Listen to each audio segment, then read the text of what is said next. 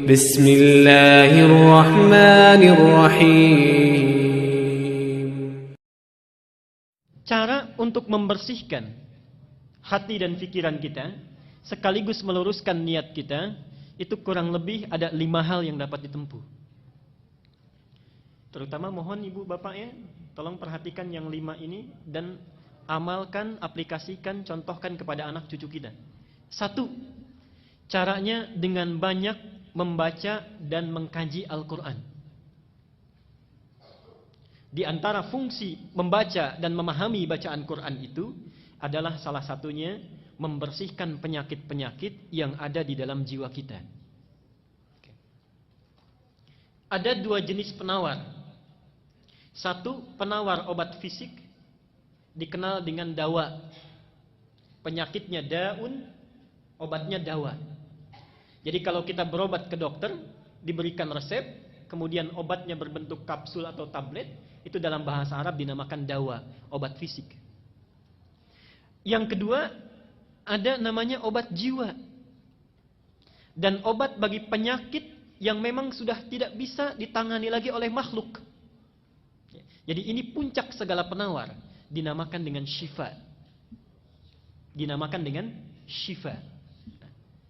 Quran itu di antara fungsinya adalah menjadi syifa, penawar, obat, penghilang penyakit-penyakit yang ada di dalam jiwa, sekaligus mampu menyembuhkan penyakit fisik yang sudah tidak bisa lagi ditangani oleh dawa. Apa dalilnya? Harus ada dalil ya. Quran surat Al-Isra, surat 17 ayat ke-82.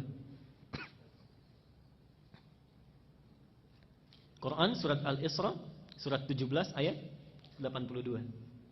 Wa nunazzilu minal Qur'ani ma huwa shifaa'un wa rahmatun lil mu'minin. Wa nunazzilu minal Qur'an, dan kami jadikan, kami turunkan di antara ayat-ayat Quran itu yang bila sering dibaca, dipahami dengan baik, diamalkan kandungannya, itu bisa membersihkan jiwa, menjadi penawar bagi penyakit-penyakit jiwa yang sering meresap ke dalam diri kita. Wa rahmatun lil mu'minin, sekaligus menjadi rahmat, kemudahan dalam mengiringi aktivitas yang kita jalani di dalam aktivitas keseharian kita. Itu yang pertama. Jadi ibu bapak kalau punya putra, mau cerdas di sekolahnya, mau bagus belajarnya, itu tolong perhatikan bacaan Qur'annya. Semua orang Islam yang pintar-pintar, kita tidak usah berbicara zaman sahabat ya, masa-masa keemasan Islam saja setelah tabi'in, semua ulama, semua cendekiawan, semua ilmuwan yang akan mempelajari ilmu-ilmu hidup, ilmu-ilmu kehidupan, ada matematika, biologi, fisika, kimia, semuanya mempelajari Quran dulu. Ibnu Sina, Al-Kindi, Al-Farabi, Al-Ghazali, Ibnu Rushdi, Al-Khawarizmi, Al-Bantani, Al-Bituni, semuanya dari Quran dulu.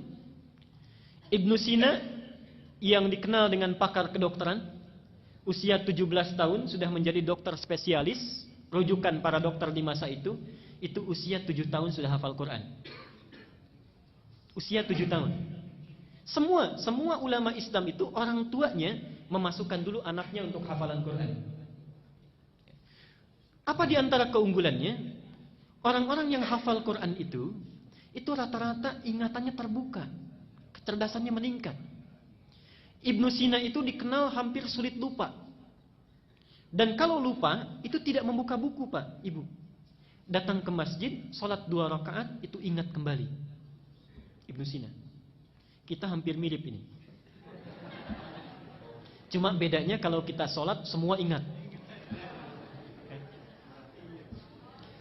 Ingat, saya sampaikan 3 amalan yang sifatnya sangat unik karena saling bertentangan. Ini 3 ibadah. Saking uniknya pahalanya besar. 1, ibadah yang bila dilakukan tidak melahirkan rasa bosan, tapi cepat mendatangkan kantuk. Ibadah yang bila dilakukan tidak melahirkan rasa bosan, tapi cepat mendatangkan kantuk. Baca Quran. Baca Quran. Itu biasanya begitu. Kalau baca internet, majalah, koran bisa 1 jam, baca Quran 5 menit saja sudah pegang mushaf, sudah ngantuk tuh. Sampai kaget Mike. Berarti betul. Yang kedua, kan tidak ada sampai sekarang orang bilang saya bosan baca Fatihah, gitu ya. Pasti terus. Tapi baik dibaca dalam sholat ataupun biasa itu cepat ngantuk. Yang kedua, satu amalan yang dilakukan saat bersamaan, mengingat sesuatu yang lupa sekaligus melupakan sesuatu yang diingat. Ingat sesuatu yang lupa sekaligus melupakan sesuatu yang diingat. Sholat. Saat kita bertakbir itu, seharusnya kita kan ingat ya, ini rakaat pertama, kedua, tapi bisa lupa. Dan saat yang bersamaan bisa mengingat sesuatu yang lupa. Kunci ditaruh di mana ingat, kan? Buku hilang di mana ingat, arisan tanggal berapa belum dapat ingat, juga semua masuk. Ya. Dan yang ketiga, amalan ibadah yang semuanya bagus, yang bila dilakukan merekatkan sesuatu yang renggang sekaligus merenggangkan sesuatu yang rekat. Merekatkan sesuatu yang renggang sekaligus merenggangkan sesuatu yang rekat. Nikah. Nikah itu ibadah yang dilakukan bisa merekatkan sesuatu yang renggang. Ini tidak kenal dengan si A, setelah dinikahi menjadi saudara mahram bil musaharah. Saking dekatnya disebut persaudaraan ini mahram. Artinya anak yang tadinya belum bisa melihat aurat ibunya yang tidak pakai kerudung, sekarang boleh melihat ibunya rambutnya tanpa hijab. Mahram bil musaharah, saking dekatnya. Tapi saat yang bersamaan merenggangkan sesuatu yang rekat. Coba lihat. Ada anak perempuan dikandung, berat ibunya mengandung, dilahirkan berjuang hidup dan mati, diasuh, nakal, menanggung malu, dibawa ke pesta mempermalukan, dibawa ke masjid main-main, itu kan? Setelah dewasa, tumbuh cantik, belum genap, belum sempat dipetik buahnya, sudah dibawa oleh orang lain yang baru dikenalnya. Anak laki-laki, perawatannya sama, walau tidak kalah repot.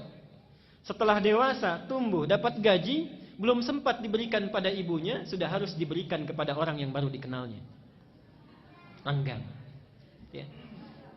Karena itulah hati-hati, tidak ada mantan ayah dan ibu. Dan kata Nabi, celaka, bu'dan liman adraka abawahil kibar falam yudkhilal jannah. Celaka orang yang masih hidup bersama orang tuanya, sudah sepuh tapi tidak mampu memasukkannya ke dalam surga.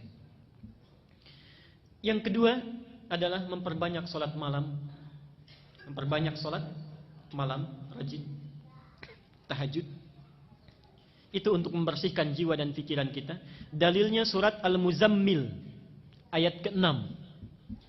Inna nashi'atal laili hiya ashaddu wat'aw wa aqwamu qila. Sungguh bangun malam itu, salat malam itu lebih cepat menyentuh kepada jiwa. Di antaranya bisa membersihkan diri kita. Saya cepat saja. Al-Muzammil ayat ke-6. Yang ketiga, banyak melakukan puasa. Banyak melakukan puasa. Di antara fungsi puasa itu memperbaiki perilaku yang tidak baik dan membersihkan penyakit jiwa yang buruk. Mana dalilnya? Sahih Al-Bukhari nomor hadis 1869. Sahih Al-Bukhari nomor hadis 1869.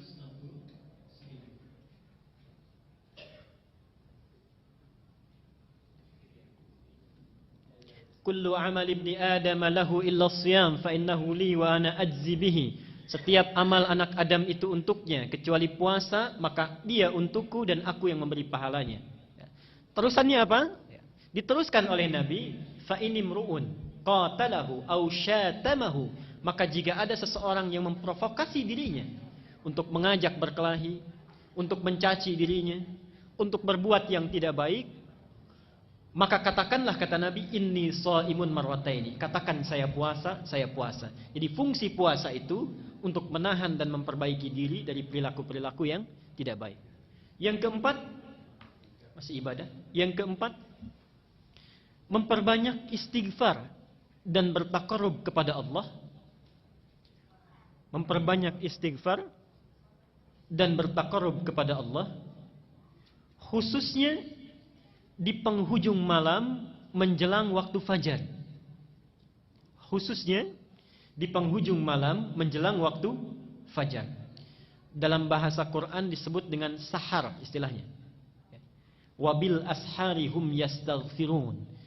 Surah Az-Zariyat surah ke-51 ayat ke-18 dalilnya. Wabil asharihum yastaghfirun. Dan yang kelima, yang terakhir, memilih teman yang baik, berkumpul dengan orang-orang yang soleh. Ilmu kita bagus, hati kita baik, tapi berkumpul dengan orang-orang yang jelek, perilaku anak pun akan terpengaruh. Ini maaf Pak Ibu ya, tolong mulai sekarang itu kalau cari-cari sekolah, cari universitas, cari yang 5 kriteria ini baik. Yang bisa memberikan akhlak yang baik, tempat yang baik. Jangan sekedar pandai ya, pandai itu gampang dicarinya. Tapi carilah sekolah yang memberikan akhlak yang baik.